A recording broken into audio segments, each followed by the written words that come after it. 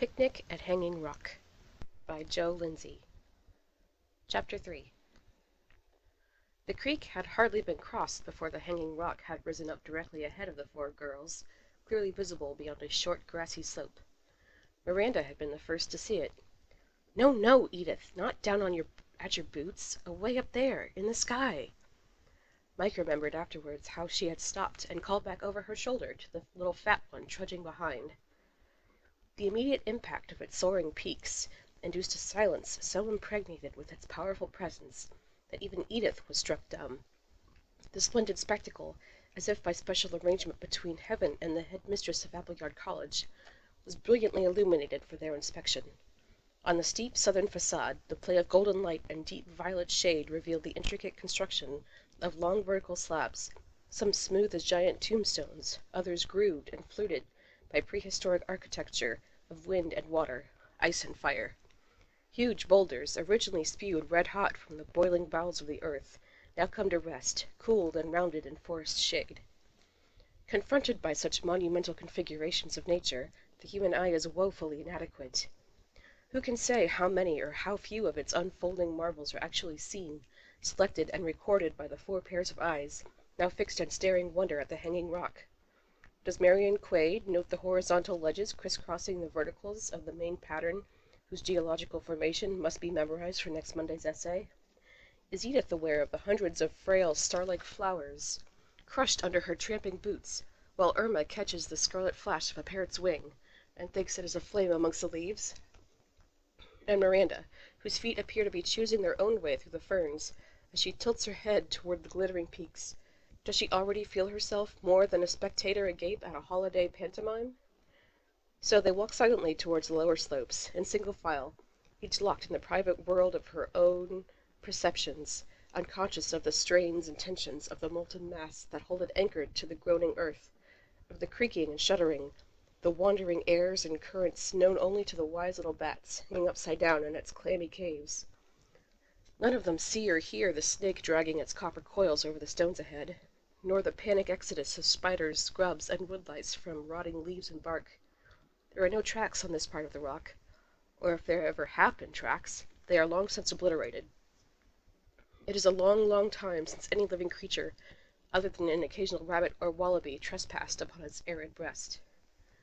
Marion was the first to break through the web of silence. "Those peaks, they must be 1,000,000 years old." "A million! Oh, how horrible!" Edith exclaimed. "Miranda, did you hear that? At 14, millions of years can be almost indecent. Miranda, illumined by a calm, wordless joy—" Oh, oops. "At 14, millions of years can be almost indecent."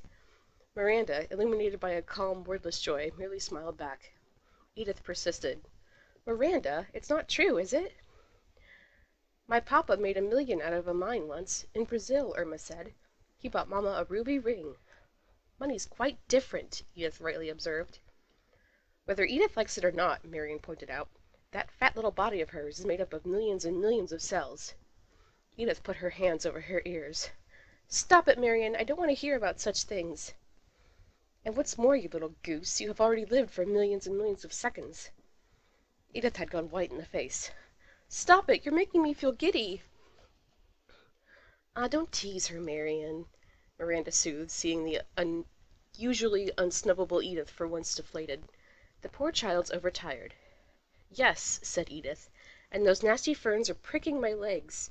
Why can't we all sit down on that log and look at the ugly old rock from here?" "Because," said Marion Quaid, "you insisted on coming with us, and we three seniors want a closer view of the hanging rock before we go home." Edith had begun to whimper.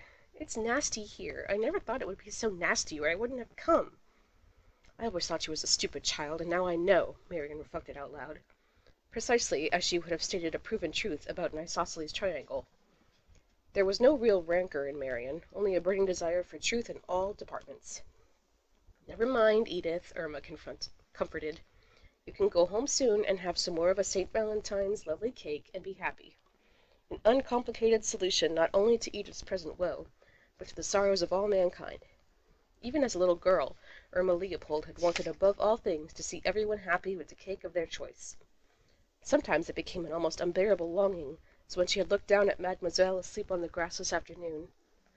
Later, it would find expression in fantastic handouts from an overflowing heart and purse, no doubt acceptable to heaven, if not to her legal advisers, handsome donations to 1,000 lost causes, lepers, sinking theatrical companies, missionaries, priests, tubercular prostitutes, saints, lame dogs and deadbeats all over the world. "I have a feeling there used to be a track somewhere up there," said Miranda. "I remember my father showing me a picture of people in old-fashioned dresses having a picnic at the Rock. I wish I knew where it was painted." The picture, Miranda remembered, was "Picnic at Hanging Rock, 1875," by William Ford, now hanging in the National Gallery of Victoria. "They may have approached it from the opposite side," said Marion, producing her pencil. "In those days they probably drove from Mount Macedon. The thing I should like to see are those queer balancing boulders we noticed this morning from the drag." "We can't go much farther," said Miranda. "Remember, girls, I promised Mademoiselle that we wouldn't be long away." At every step the prospect grew more enchanting with the added detail of crenelted crags and lichen-patterned stones. Now a mountain laurel glossy above the dogwood's dusty silver leaves, now a dark slit between two rocks where maidenhair fern trembled like green lace. "Well, at least let us see what it looks like over this first little rise," said Irma, gathering up her voluminous skirts. "Whoever invented female fashions for 1900 should be made to walk through bracken fern in 3 layers of petticoats." The bracken soon gave way to a belt of dense, scratchy scrub, ending in a waist-high shelf of rock. Miranda was first out of the scrub, and kneeling on the rock to pull up the others with the expert assurance that Ben Hussey had admired this morning when she opened the gate. "At the age of 5, her father loved to remember, our Miranda threw a leg over a horse like a boundary rider. Yes, her mother would add, and entered my drawing room with her head thrown back like a little queen." They found themselves on an almost circular platform, enclosed by rocks and boulders and a few straight saplings. Irma at once discovered a sort of pothole in one of the rocks, and was gazing down, fascinated at the picnic grounds below. As if magnified by a powerful telescope, the little bustling scene stood out with stereoscopic clarity between the groups of trees, the drag with Mr. Hussey busy amongst his horses, smoke rising from a small fire, the girls moving about in their light dresses, and Mademoiselle's parasol open like a pale blue flower beside the pool. It was agreed to rest a few minutes in the shade of some rocks before retracing their steps to the creek. "If only we could stay out all night and watch the moon rise," Irma said. "Now don't look so serious, Miranda, darling. We don't often have a chance to enjoy ourselves out of school." "And without being watched and spied on by that little rat of a Lumley," Marion said. "Blanche says she knows for a fact Miss Lumley only cleans her teeth on Sundays," put in Edith. "Blanche is a disgusting little know-it-all," Miranda said, "and so are you." Edith went on unperturbed. "Blanche says Sarah writes poetry. In the dunny, you know. She found one on the floor all about Miranda." "Poor little Sarah," Irma said. "I don't believe she loves anyone in the world except you, Miranda." "I can't think why," Marion said. "She's an orphan," Miranda said gently. Irma said, "Sarah reminds me of a little deer Papa brought home once. The same big frightened eyes. I looked after it for weeks, but Mamma said it would never survive in captivity." "And did it?" they asked. "It died. Mamma always said it was doomed." Edith echoed, "Doomed? What's that mean, Irma?" "Doomed to die, of course. Like the boy who stood on the burning deck, whence all but he had fled, tra-la-la, I forgot the rest of it." "Oh, how nasty! Do you think I'm doomed, girls? I'm not feeling at all well myself. Do you think that boy felt sick in the stomach like me?" "Certainly, if he'd eaten too much chicken pie for his lunch," Marion said. "Edith, I do wish you would stop talking for once." A few tears were trickling down Edith's pudgy cheek. Why was it, Irma wondered, that God made some people so plain and disagreeable, and others so beautiful and kind like Miranda? Dear Miranda, bending down to stroke the child's burning forehead with a cool hand. An unreasoning tender love, of the kind sometimes engendered by Papa's best French champagne, or the melancholy cooing of pigeons on a spring afternoon, filled her heart to overflowing. A love that included Marion, waiting with a flinty smile for Miranda to have done with Edith's nonsense. Tears sprang to her eyes, but not of sorrow. She had no desire to weep, only to love, and shaking out her ringlets, she got up off the rock where she had been laying in the shade and began to dance. Or rather to float away, over the warm, smooth stones. All except Edith had taken off their stockings and shoes. She danced barefoot, the little pink toes barely skimming the surface, like a ballerina with curls and ribbons, flying and bright unseeing eyes. She was at Convent Garden, where she had been taken by her grandmother at the age of 6, blowing kisses to admirers in the wings, tossing a flower from her bouquet into the stalls. At last she sank into a full-blown curtsy to the royal box, halfway up a gum tree. Edith, leaning against a boulder, was pointing at Miranda and Marion, making their way up the next little rise. "Irma, just look at them! Where in the world do they think they're going without their shoes?" To her annoyance, Irma only laughed. Edith said crossly, "They must be mad." Such abandoned folly would always be beyond the understanding of Edith and her kind, who early in life take to woolen bed socks and galoshes. Looking towards Irma for moral support, she was horrified to see that she too had picked up her shoes and stockings and was slinging them at her waist. Miranda was a little ahead of all 4 girls, pushed on through the dogwoods, with Edith trudging in the rear. They could see her straight yellow hair swinging loosely above her thrusting shoulders, cleaving wave after wave of dusty green, until at last the bushes began thinning out before the face of a little cliff that held the last light of the sun. So on a million summer evenings would the shadows lengthen upon the crags and pinnacles of the Hanging Rock. The semicircular shelf on which they presently came out had much the same conformation as the one lower down, ringed with boulders and loose stones. Clumps of rubbery ferns, motionless in the pale light, cast no shadows upon the carpet of dry grey moss. The plain below was just visible, infinitely vague and distant. Peering down between the boulders, Irma could see the glint of water and tiny figures coming and going through drifts of rosy smoke or mist. "Whatever can those people be doing down there, like a lot of ants?" Marion looked out over her shoulder. A surprising number of human beings were without purpose, although it's probable, of course, that they are performing some necessary function unknown to themselves. Irma was in no mood for one of Marion's lectures. The ants and their business were dismissed without further comment, although Irma was aware, for a little while, of a rather curious sound coming from the plain, like the beating of far-off drums. Miranda was the first to see the monolith rising up ahead, a single outcrop of pock-marked stone, something like a monstrous egg perched above a precipitous drop to the plain.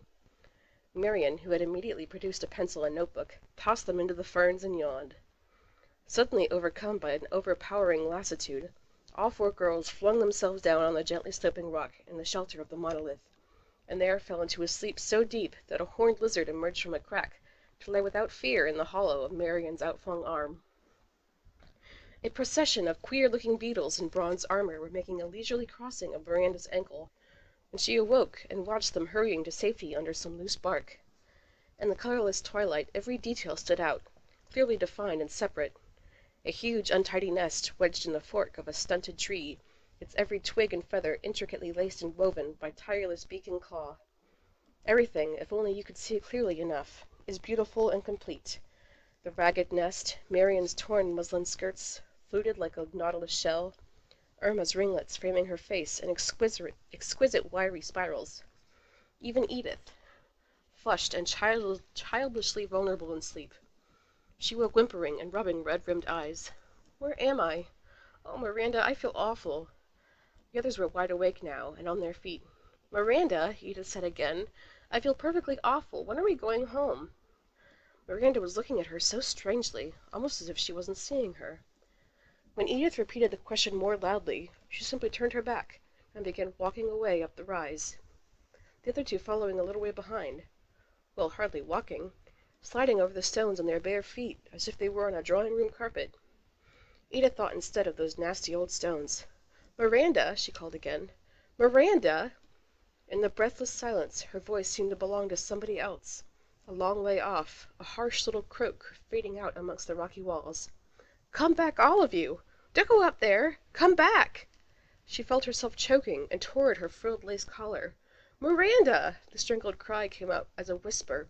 To her horror, all 3 girls were fast moving out of sight behind the monolith. "Miranda, come back!" She took a few unsteady steps toward the rise, and saw the last of a white sleeve parting the bushes ahead. "Miranda!" There was no answering voice. The awful silence closed in, and Edith began, quite loudly now, to scream. If her terrified cries had been heard by anyone but a wallaby squatting in a clump of bracken a few feet away, the picnic at Hanging Rock might yet have been just another picnic on a summer's day. Nobody did hear them. The wallaby sprang up in alarm and bounded away. as Edith turned back, plunging blindly into the scrub and ran, stumbling and screaming, towards the plain.